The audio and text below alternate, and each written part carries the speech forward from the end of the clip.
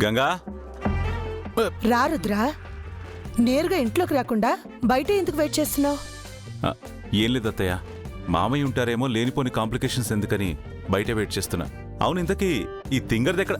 ఇక్కడనే ఉన్నది బాబు. అలిగి వచ్చేసినానంటే నేనే కోప్పడి మీ దగ్గర పంపిస్తున్నా. ఇంతలోనే మీరే వచ్చేసినారు.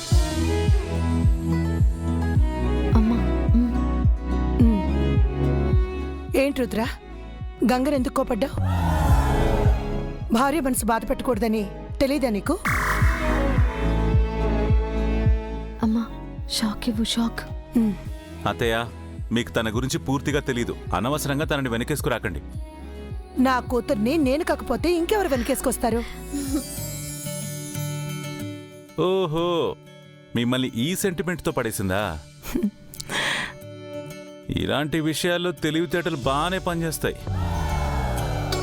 ఇదిగో మర్యాదగా చెప్తున్నాను, నోరు మూసుకొని ఇంటికి బయలుదేరు, లేదంటే చెవి మేలేసి మరీ లాక్కెళ్తా. చూడమ్మా ఎలా బెదిరిస్తున్నారో మీ అల్లుడు. పెళ్ళాం అలిగితే ఎవరైనా గారం చేసి సర్ది చెప్పి తీసుకువెళ్తారు. మీ అల్లుడు చూడు, కయ్యమని కేకలేస్తున్నారు. మా అత్తయ్యకి నా మీద చాడీలు చెప్తావా? నిన్ను ఆగుతా బాగవా?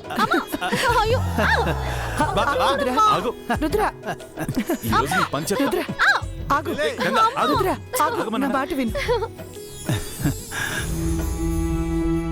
అలిగి పుట్టింటికొచ్చిన భార్యని బుజ్జగించి తీసుకెళ్ళాలి. ఇలా ఫోర్స్ చేయకూడదు. అయితే ఇప్పుడేంటి, ఈవిడి గారిని బతిమలాడి బుజ్జగించి ఇంటికి తీసుకెళ్లాలా? తప్పదు బా. లచ్చిందేవే అలిగి వైకుంఠం వదిలి కిందకొచ్చేస్తే సాక్షాత్తు శ్రీ మహావిష్ణువే వైకుంఠం వదిలి కిందకొచ్చి శ్రీనివాసుడై మరీ బతిమాలుకున్నాడు. అంత పెద్ద దేవుడికే తప్పలేదు, మనమెంత ఈసారి బతిమాలే బా.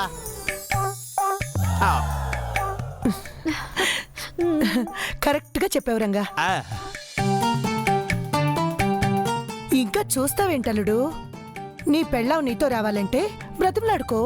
ఏయ్, మర్యాదగా చెప్తున్నాను, మన ఇంటికి వెళ్దాం పదా. ఇలా బ్రతిమలాడతారా అమ్మా?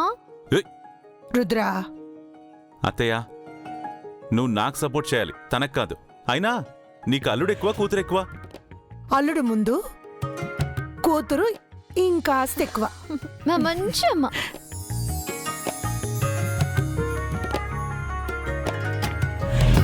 మీ ఆడవాళ్ళందరూ ఒకటే. సరే సరే, చూడు బంగారు తల్లి, బుజ్జి కన్నా ఏదో నా మీద కోపంతో అలిగేసి వచ్చేసావు కదా. సారీ, ఏదో కోపంలో అనేసాను, పట్టించుకోవద్దే. ఇంకెప్పుడు నేనేమనను, సరేనా? దా వెళ్దామా?